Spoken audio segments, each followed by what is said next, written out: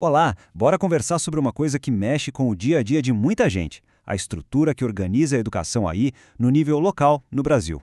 Vamos entender o que é o Sistema Municipal de Educação e por que ele é tão importante para saber como as políticas educacionais realmente chegam nas escolas.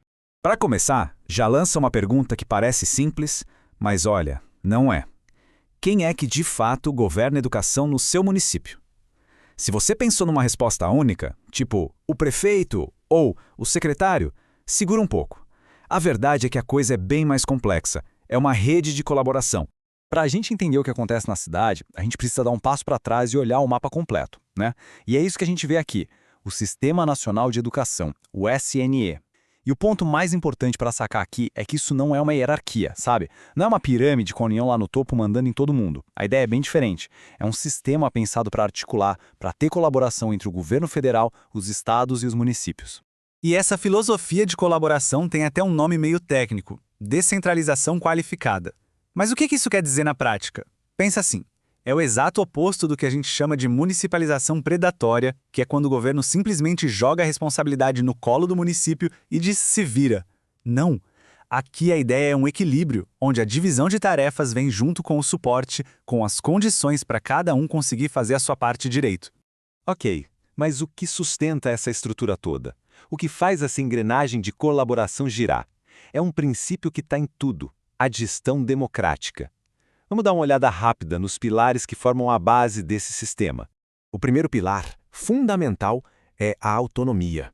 Isso significa que os municípios têm o poder de verdade para criar e gerenciar suas próprias políticas, de acordo com a sua realidade, com as suas necessidades. É poder olhar para dentro e desenhar soluções próprias. Em seguida, a gente tem a participação, porque um sistema democrático que se preze precisa da voz da comunidade, certo? A ideia aqui é chamar todo mundo para a conversa. Cidadãos, professores, os diferentes setores da sociedade. Todo mundo tem que fazer parte das decisões e também dividir as responsabilidades. O terceiro pilar é a transparência. E faz todo sentido, né? Para a participação funcionar, a informação tem que circular livremente. E isso significa divulgar tudo. Como o dinheiro está sendo usado, como as decisões administrativas são tomadas, quais são as propostas pedagógicas. Tudo bem claro. E por fim, a pluralidade.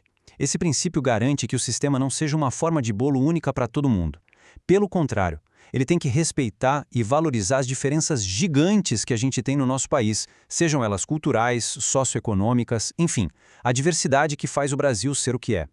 Com todos esses princípios em mente, cada município do Brasil chega num momento de decisão, uma verdadeira encruzilhada sobre como vai organizar sua própria rede de ensino.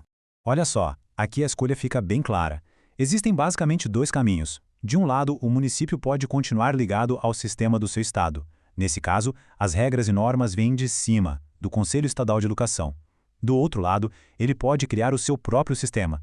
Para isso, ele aprova uma lei local e aí o seu próprio Conselho Municipal de Educação, o CME, passa a dar as cartas, regulamentando a rede municipal e até as escolas infantis particulares. Então vamos mergulhar um pouco mais nessa peça-chave que é a verdadeira sala de máquinas de um sistema próprio, o Conselho Municipal de Educação, o tal do CME. E o CME não é um órgão figurativo, não.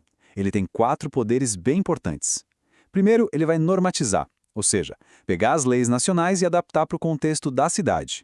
Segundo, ele vai deliberar, que é discutir e aprovar assuntos cruciais como o currículo escolar. Terceiro, ele vai assessorar, respondendo dúvidas tanto do governo quanto da sociedade. E por último, mas não menos importante, ele vai fiscalizar, para ver se as políticas estão sendo bem executadas e se estão dando resultado. É um trabalho bem ativo. Então, criar um sistema próprio parece o cenário ideal, né? Mais autonomia, mais controle, só que não é uma decisão tão simples assim. É preciso fazer um verdadeiro ato de equilíbrio.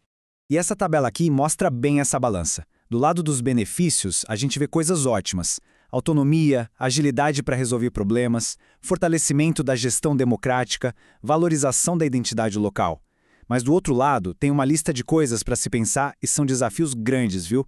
Exige gente capacitada, exige grana, exige entender de lei e, claro, a responsabilidade aumenta muito, sem falar no risco de descontinuidade se muda o governo. Mas a boa notícia é que os municípios não estão sozinhos nessa jornada, não. Existem órgãos de representação muito importantes que funcionam como essa voz coletiva para articular os interesses de todo mundo. Uma das mais importantes dessas entidades é a Undime, que é a União Nacional dos Dirigentes Municipais de Educação. Na prática, ela é o principal canal que representa quem está lá na linha de frente, no dia a dia, tocando a educação nos municípios. E o papel da Undime é vital. Ela que vai ser a principal voz na defesa da autonomia dos municípios. Quando rolam aquelas discussões e acordos lá em nível nacional, a Undime está lá para garantir que as decisões sempre respeitem a capacidade e a realidade de cada cidade para conseguir colocar as políticas em prática. E isso tudo nos leva de volta ao começo, mas agora com um novo olhar. No fim das contas, depois de toda essa estrutura de leis e conselhos, a grande questão que fica é essa. Ter mais autonomia é ótimo, mas como a gente transforma essa autonomia em mais qualidade na educação? Como garantimos que isso tudo resulte de fato em um aprendizado melhor para os alunos? Essa é a pergunta que continua desafiando todo mundo.